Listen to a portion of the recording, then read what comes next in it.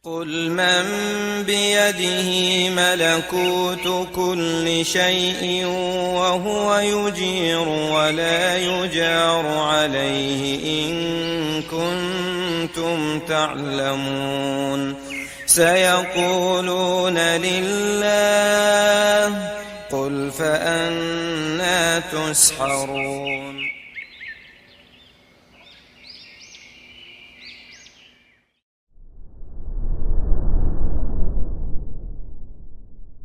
Taib, itu tadi tentang tata cara wudu. Kita menuju ke masalah mas'al khuffain, yaitu mengusap kedua sepatu. Mengusap sepatu dalam berwudu, yang mana kaki itu aslinya kan bukan diusap, melainkan dibasuh. Namun ini ada hukum diusap.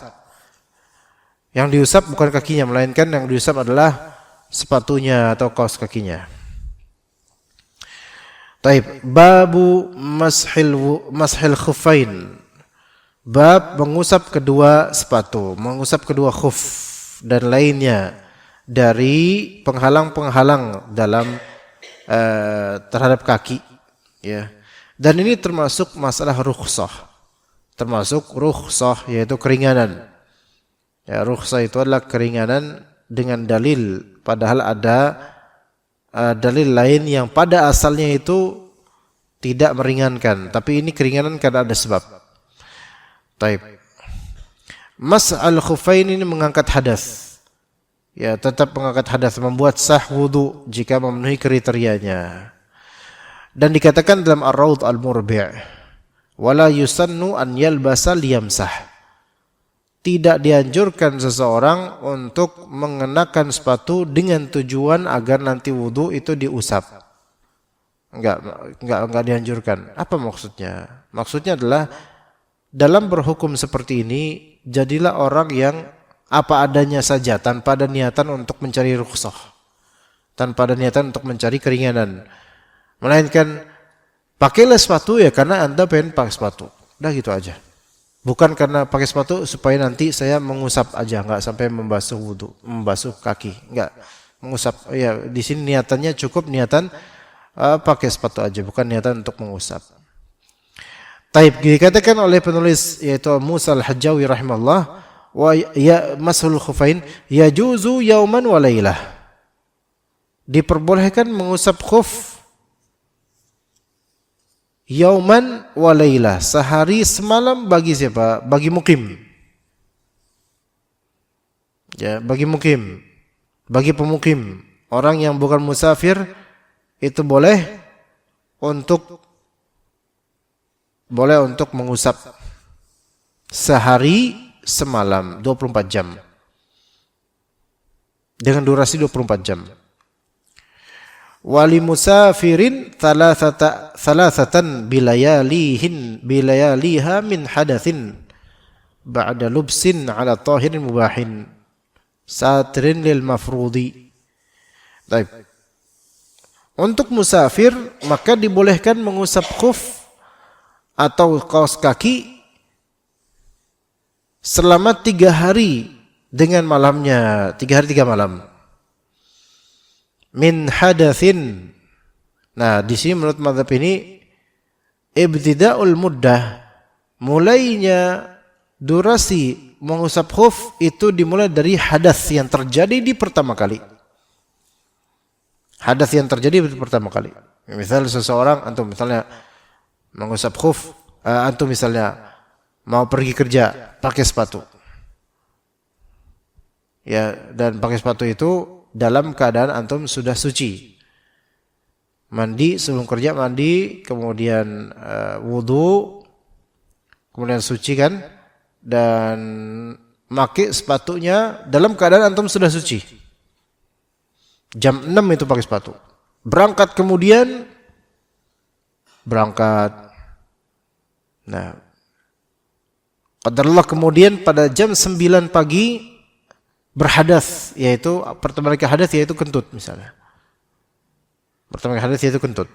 Min hadatsin, dimulai ibtida'ul muddah dari hadas yang terjadi itu. Berarti jam 8 menurut mazhab ini jam 8 jam 8 antum mengeluarkan angin itu, yaitu kentut, jam 8.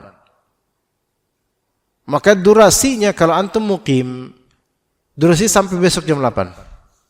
Antum tetap boleh pakai khuf itu, sepatu itu, kaos kaki, dan mengusapnya ketika wudu. Adapun kalau antum musafir, maka berarti sampai jam 8 3 hari ke depan. Kalau selama antum masih mengenakan kaos kaki atau sepatu tersebut. Ya, ba'da lubs di sini min hadatsin. Jadi mulai permulaannya dari Dari hadas perdana. Itu menurut sebagian ulama. Sebagian ulama lain menyatakan permulaannya bukan dari mulai hadas pertama, melainkan dari pertama kali memakai sepatu dalam keadaan suci. Ada yang mengatakan begitu. Itu ulama lain. Ada ulama lain mengatakan mulainya dari dari dia bersuci dari hadas pertama itu. Kalau hadas pertama jam 8 tadi, antum misalnya buang angin, kemudian jam 12 antum wudu, maka sebagian ulama ada yang mengatakan mulai durasi dari jam 12. Dalam mazhab ini dimulai durasi bukan dari jam 12, berarti dari jam 8. Dari pertama kali antum berhadas setelah pakai sepatu atau kaos kaki itu. Ba'da lubsin ala tahirin mubahin. Nah, syarat di sini syarat ba'da lubsin ala tahirin. Syarat antum bisa menerapkan hukum inilah ketika antum mengusap, ketika antum pakai sepatu itu, antum dalam keadaan yang suci. Dalam keadaan suci, atau juga sepatunya juga sepatu yang tahirul ain, suci secara zatnya. Suci secara zat, maka kalau sepatu tersebut bukan dari bahan yang suci secara zat, maka tidak sah, bahkan tidak boleh dipakai. Karena manusia dia diperintahkan untuk menghindari yang tidak tahir, yang tidak suci, yaitu najis. Ya. Misalnya sepatu tersebut terbuat dari kulit beruang misal, maka ini yang sahih kulit beruang itu najis. Ya, yang sahih kulit beruang itu najis, maka tidak dijadikan sebagai sepatu, tidak boleh. Kalau dipakai, maka tidak boleh terjadi hukum mengusap khuf ini, enggak, mengusap sepatu atau kaki enggak boleh. Karena dia bukan tahir al-ain. Bukan tahir al-ain. Kalau misalnya sepatu tersebut dari kulit sintetis, nah, misal sepatunya dari kulit sintetis, tapi maksudnya kulit sintetis ini kulit buatan yang bukan dari binatang aslinya. Dan kulit sintetis ini representatif kulit buaya, yang mana itu najis, kulit buaya. Ya, sepatunya dari kulit buaya, tapi kulit sintetis buatan, pabrikan, maka ini tidak najis. Maka boleh dia mengusapnya ketika wudu. Hukum-hukum hal yang sintetis itu tidak bisa disamakan, tidak bisa hukum benda-benda sintetis itu tidak sama dengan benda-benda asli. Seperti sutra sintetis itu tidak sama dengan sutra asli. Ya. Ala tahiril ain mubah, dan disyaratkan benda tersebut yaitu sepatu atau kaos kaki tersebut mubah. Mubah di sini itu boleh hukumnya untuk dipakai. Maka dikatakan oleh para ulama fala yajuzul mashu ala maghsubin. Maka tidak boleh mengusap sepatu yang hasil ghasab, hasil nyuri, hasil ambil paksa, hasil jamret dan seterusnya. Ini kata para ulama, kata sebagian dari ulama ya. Begitu juga dengan harir, kalau sepatu tersebut atau kaos kaki tersebut terbuat dari sutra asli, bukan sintetis, maka tidak boleh melakukan mengusap di atasnya. Karena mengenakan sepatu-sepatu seperti ini atau kaos kaki seperti ini itu adalah maksiat. Sementara mengusap khuf itu adalah rukhsah, keringanan. Maka keringanan itu tidak didapatkan terhadap maksiat. Kayak misalnya antum safar maksiat, bukan maksiat lagi safar demi maksiat, maka tidak dapat keringanan rukhsah hukum. Enggak dapat. Karena safar antum maksiat. Kenapa begitu? Karena safar di sini safar maksiat adalah maksiat. Rukhsah keringanan. Maka bagaimana mungkin seseorang melakukan suatu kemaksiatan dan karena kemaksiatan tersebut diberikan keringanan syariat? Maka enggak. Ya, makanya orang yang mengenakan kaos kaki dari sutra atau sepatu colongan itu tidak diberi keringanan dalam masalah ini. Satirin lil mafrudi. Sepatu ini atau kaos kaki ini menutupi seluruh bagian dari yang diwajibkan untuk dibasuh. Sehingga mata kaki enggak kelihatan karena ketutup. Oleh karena itu sepatu-sepatu, nah kan orang pakai sepatu pakai kaos kaki. Sepatu itu kan enggak semuanya nutupin mata kaki. Ya. Yang nutupin mata kaki adalah kaos kakinya. Maka yang diusap itu kaos kakinya bukan sepatunya. Yang diusap itu kaos kakinya bukan sepatunya. Kalau misalnya sepatu, nah kan sepatu kan kadang-kadang di bawah mata kaki itu bagian ininya. Kelihatan mata kakinya. Tapi karena dia pakai kaos kaki, maka enggak kelihatan mata kakinya. Penyebab mata kaki enggak kelihatan bukan sepatu, melainkan kaos kaki. Berarti dia mengusapnya di atas kaos kaki, bukan di atas sepatu. Maka buka sepatunya ketika wudu, usap di atas kaos kaki. Kalau dia memang mau mengusap al-khuffain, pakai hukum ini. Ya. Yathbutu binafsihi min khuffin. Yani sepatu tersebut dia kokoh dengan sendirinya. Artinya dia tidak membutuhkan ikatan tali. Ini menurut beliau, menurut pendapat sebagian ulama. Ya, walaupun yang sahih adalah apapun bentuk sepatu itu, walaupun diikat bagian atasnya, diikat di sini, ya, di bagian atas, ya dia seperti bungkusan, di bagian atasnya itu diikat gitu loh, bukan di bagian telapak kakinya, bukan, di bagian atas diikat supaya menutupi semuanya. Maka itu yang sahih adalah juga termasuk yang diperbolehkan untuk mengusapnya, tidak seperti yang dikatakan di sini. Wa jawrabin, boleh juga mengusap jawrabin safiqin wa nahwihima. Boleh juga mengusap jawrab safiq, yaitu kaos kaki yang menutupi kulit kaki sampai ke mata kaki. Itu juga jawrab safiq, ya. Kaos kaki juga boleh diusap selama tidak dicopot dari kaki. Ya. Kemudian masalah imamah. Wa ala imamatin li rajulin muhannakatin aw dzati dhu'abah. Nah di sini imamah yang mana bundaran gini dan ada ikatan-ikatan, maka ini juga diperbolehkan untuk mengusap di atasnya ketika membasuh, ketika berwudu. Mengusap di atasnya saja itu boleh.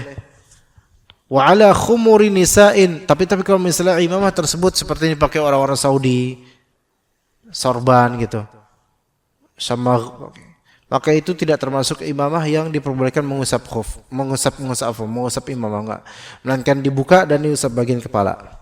Begitu juga taqiyah, peci dan semisalnya ini enggak boleh wudu kemudian kita usap bagian atas ini, enggak boleh, melainkan buka dan usap bagian kepala langsung. Karena ini bukan imamah. Ya.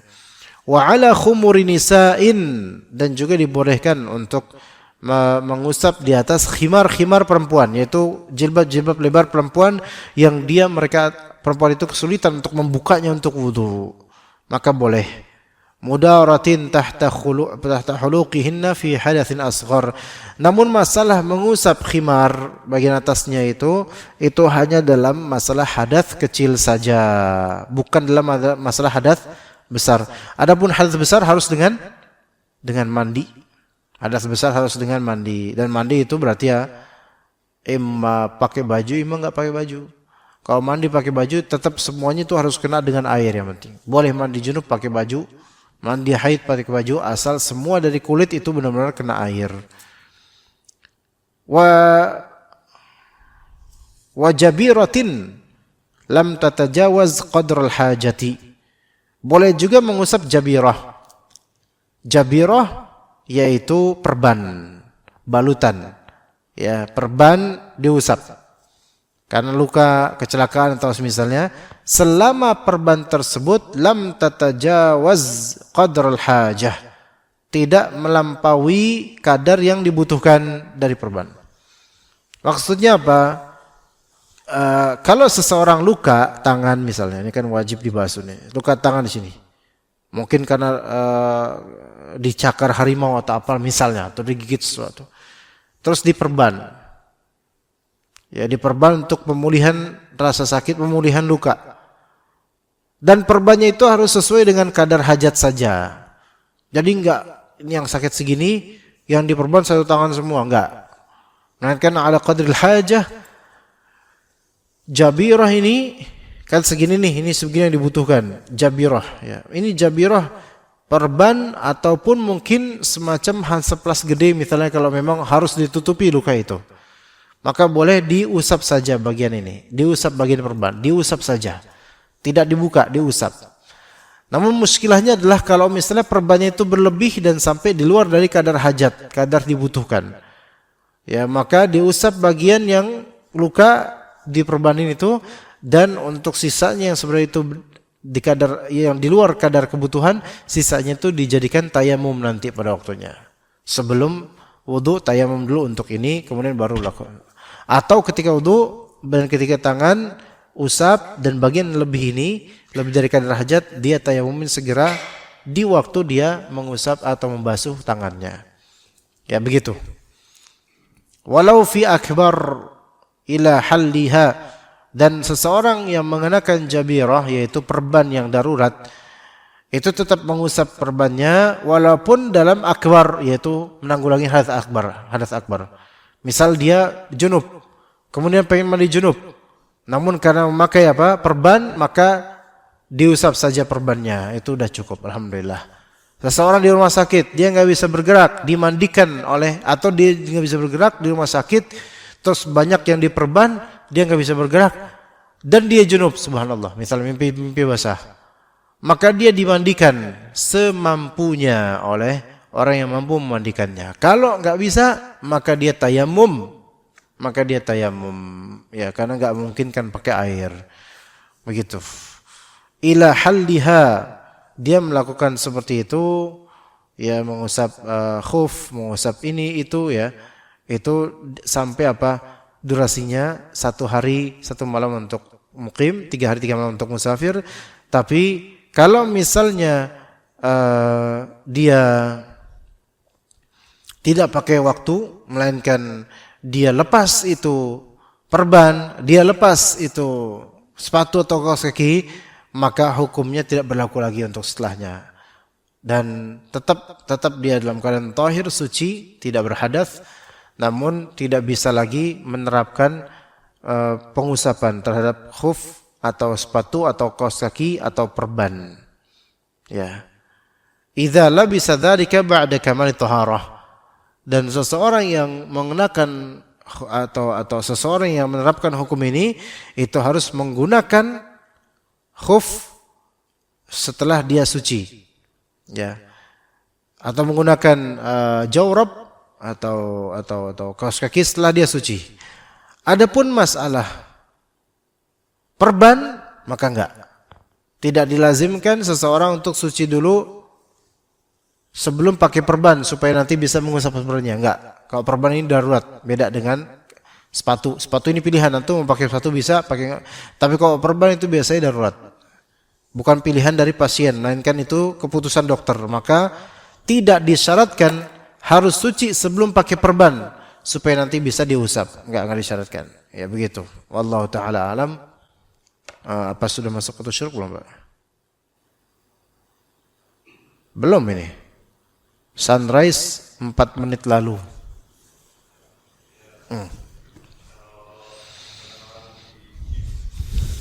Di gips and ribbon. Gips itu kayak gimana ya? Coba ya patah-patahnya kemudian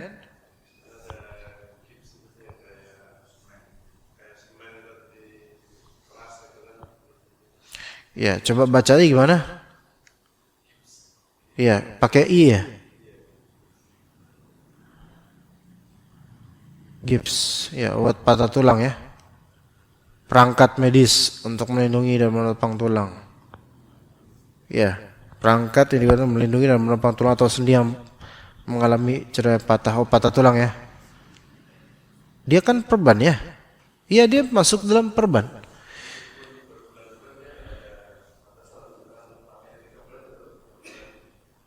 Gimana? Enggak masalah. Karena masalah gips dan masalah jabirah seperti ini perban itu durasinya bukan sama seperti ini. Bukan sama seperti kaos kaki atau sepatu. Karena hadis itu hanya khusus untuk masalah kaos kaki atau sepatu. Adapun gips, perban untuk luka-luka dan semisalnya itu sesuai hajat. Gitu. Kalau hajatnya sebulan, 2 bulan, maka ya sudah segitu. Ya, wallahu a'lam.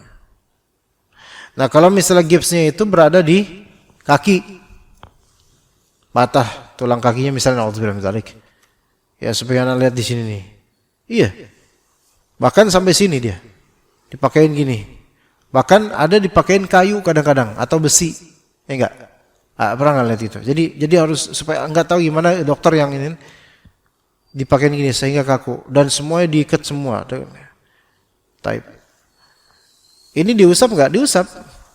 Type apakah ini masuk masalah bab masalah khufain? Ini udah bukan khufain lagi, bukan sepatu lagi.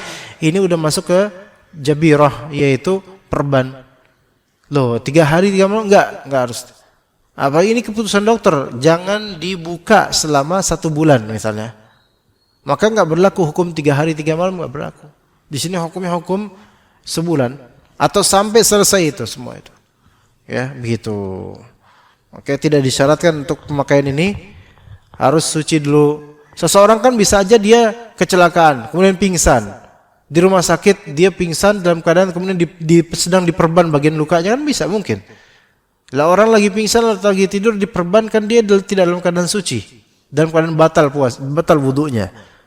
Maka tidak disyaratkan juga untuk suci. Ya begitu tadi tentang gips seperti itu. Ada pertanyaan lagi, kawan? Ini 7 menit lalu baru sunrise. Kita masih punya waktu sekitar 5 menit atau sekitar itu atau 6 menit untuk sholat syuruk. Cincin. Ya, cincin ini enggak jadi rukhsah ya. Kalau cincin ini harus ditakhlil kalau misalnya dia rasa supaya kena air ya, takhlil. Tapi kalau dia tahu dia ini kena air ya enggak wajib dicopot atau enggak wajib ditakhlil atau disela-sela atau digerak-gerakan. Ya, tapi kalau ini kencang banget, ketat dan memang enggak masuk air ke dalamnya, maka ini wajib untuk dicopot untuk supaya kena air atau ditakhlil, disela-sela atau digorong-goyangkan supaya masuk air ke dalamnya. Ya, begitu. Maka tentu itu bukan termasuk rukhsah, sama sekali bukan termasuk rukhsah. Itu termasuk aksesoris perhiasan, bukan karena hajat. Ya. Dan beberapa orang batu akiknya gede banget, bahkan ada yang sampai mirip segede tangan. Gede batunya itu. Makanya seperti itu Anda khawatir enggak sah salatnya. Dan enggak ada seorang muslim ahli salat yang dia akan mau dan rela menggadaikan salatnya demi memakai perhiasan seperti itu. Ya, sampai di situ Babakan itu kan ada beberapa warga Betawi itu yang tukang parkir, beberapa itu pakai, karena kan itu kan situ Babakan gitu kan banyak orang ya, mungkin karena pengen pamer atau gimana, itu cincin di tangannya sampai segede gini. Segede hampir segede tangannya, dia cincin gede lagi ini. Itu enggak tahu pegel banget hidupnya, beban buat berhiasnya itu luar biasa tuh. Segede ini gede banget. Kelihatan gede, padahal cuma tukang parkir. Subhanallah, gimana kok dari direktur itu? Ya, pakai apa dia?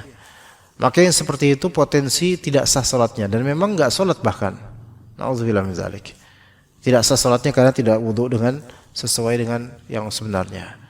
Baik, kalau tidak ada lagi pertanyaan kita cukup sampai sini insyaallah. Tapi ini belum masuk waktu syuruk sebenarnya.